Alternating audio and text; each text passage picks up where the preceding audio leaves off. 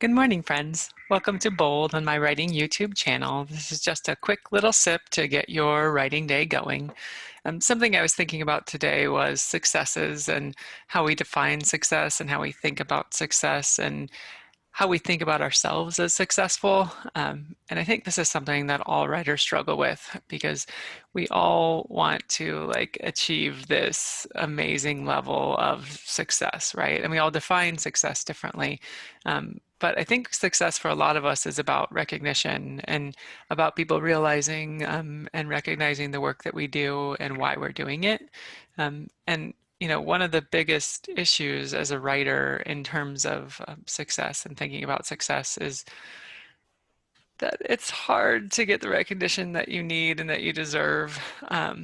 And for all the work that you put in, there's not very many times where that work really gets noticed or really gets called out. And so you really have to be able to celebrate your own successes and to be able to celebrate what you've done and take a moment and pause and call it out for yourself, but also sometimes call it out for your community too. So those two things are what I'm going to talk about today is calling the success out for yourself and then also giving it out to your community so they can support you and recognize you and recognize the work that you've done. So when I think about celebrating success for myself, that is probably one of the most important things you can do as a writer. So I'm a box checker offer. You all know that. I want to make lists and I want to get a task done and I want to see a project through, right? But in my world and in a lot of y'all's world, there's always another task and there's always another box to be checked off. So you really need to take moments as you finish a project, as you move to the next stage of a project to celebrate it and to really say I did this, this is the thing that happened, it's done. So when you finish a draft, being excited and telling people and maybe giving yourself a little treat or buying yourself a new pen or even just giving yourself a night of reading and just give yourself a little self-care, right? So something that celebrates and that helps you recognize that you did something really good. So taking that moment, celebrating your own success, but the next most important thing too is also that you let somebody else know about that success. So for some people, they just put it out on Facebook, right? They write "Hey, I finished a draft," right? And then you'll get some of that excitement back. People will say, "Yay, I can't wait to read it."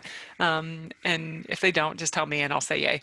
But the other thing though is it also helps to have friends that you can talk to these things, talk about your successes with, and that'll really take a moment with you and recognize the work that you've done. So my friend Jenny, when I finish something, I'll be like, "Jenny, I just finished this," and she'll be like, "Yay!" And then we'll just kind of roll around in it a little bit, just like with my friend Mara, and I do that too, where we're like, "We finished this project," or "We finished this part of this project." So just somebody that is gonna give you the little boost and the reinforcement that you need to keep your projects going, because you're not always going to get that public recognition that you want or that you crave for some people.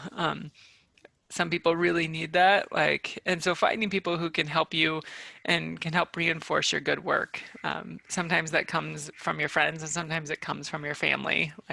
My mom is always my biggest champion, where she is always excited to see what's coming next. So but I do want you to just keep these two things in mind about successes, that one, you really need to celebrate your own successes, and two, that you need to celebrate successes outside of your own sphere a little bit too, so you can get people to notice the work that you're doing and that you can celebrate along the way.